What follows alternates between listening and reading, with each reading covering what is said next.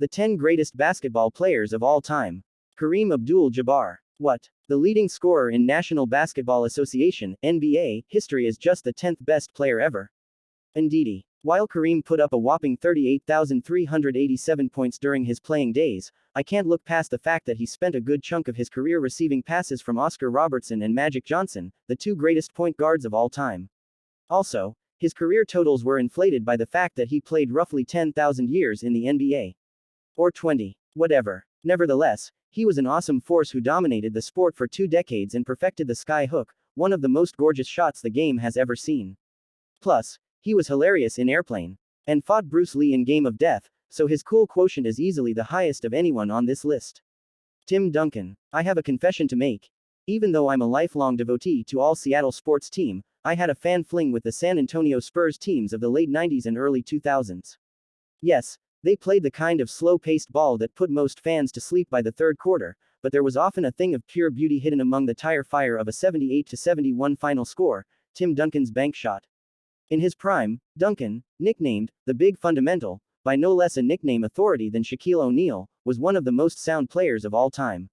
While his famously vanilla playing style and quiet demeanor kept him from having a cultural impact similar to the other greats, his 4 championships, 14 All-Star games, and 2 NBA MVP awards are indisputable evidence of his fantastic ability. Shaquille O'Neal. At the opposite end of the attractive play spectrum from Duncan is Shaquille O'Neal. Where Timmy would work his way around an opponent in the post with his superb footwork, Shaq would often use his extraordinary bulk, 7 feet 1 inch and 315 pounds, to bully his way to the basket. Once there, he would finish with an emphatic dunk, a foolproof strategy that helped O'Neal lead the NBA in field goal percentage 10 times in his career. But O'Neal wasn't just pure physicality, he was surprisingly graceful for such a massive man, and he had a deft touch with his close-range jump shots.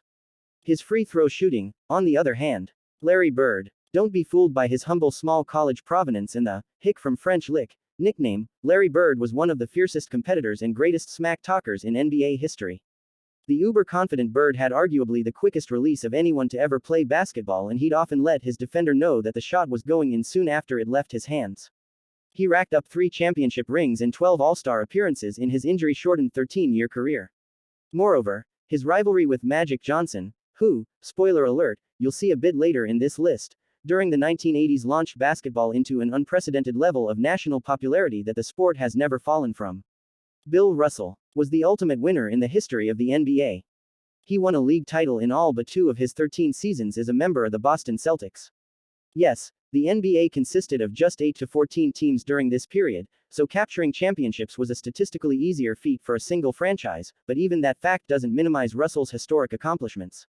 The Celtics had played for 10 seasons before Russell joined the team, never once reaching a championship series in that time.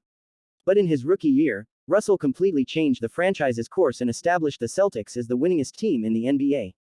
But he didn't earn his place on this list through some sort of vague, ethereal winningness.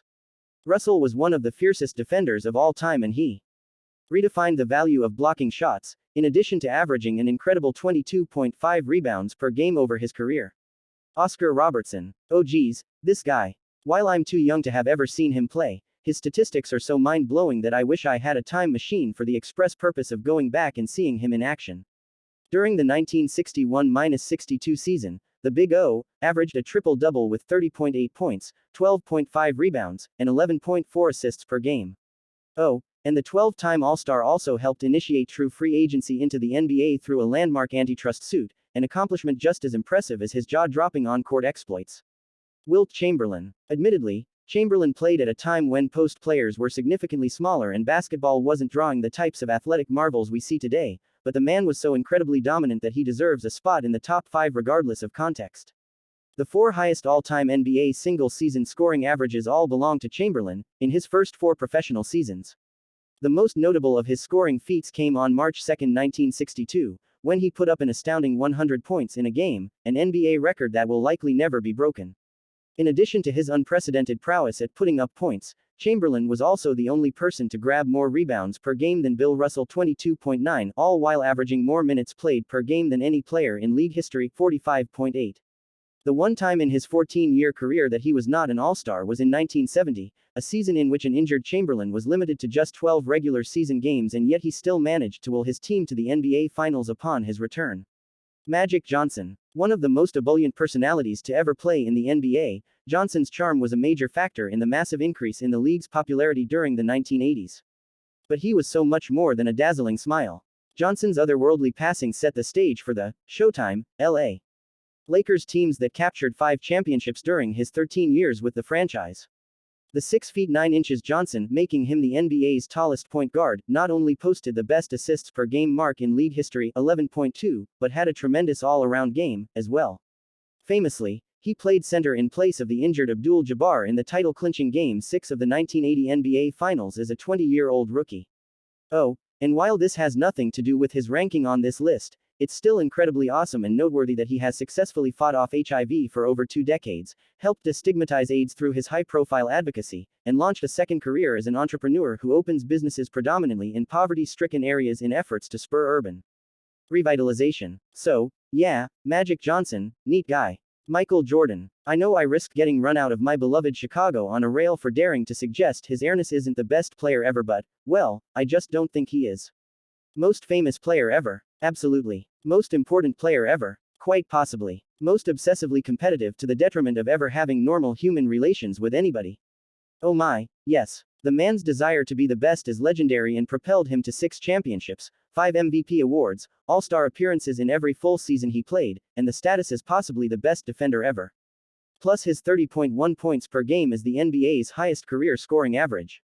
But, well, he played alongside another top 25 talent in Scottie Pippen and was coached by the strategic genius Phil Jackson during his most productive years. He was amazing, but he had a lot of help, at least more than the last guy on this list. And, frankly, it's sort of fun tweaking all the Chicagoans who are surprisingly defensive about their sporting accomplishments. Related. Did you know that the 2013 Seattle Seahawks had the best defense in NFL history? LeBron James. Yes, the man many fans ignorantly consider the most overrated choke artist in the league is actually the best player to ever set foot on a court. LeBron James just does things that shouldn't be humanly possible. He's bigger than a good portion of the players in the NFL, and yet he still moves as gracefully as the most nimble guards in basketball. Moreover, he not only faced the incredible pressure of being anointed, the chosen one, by Sports Illustrated as a teenager, but he's actually exceeded the lofty expectations set for him. As magnificent as earlier players were, they never had to deal with the 24/7 stresses of 21st century media, which James has with aplomb.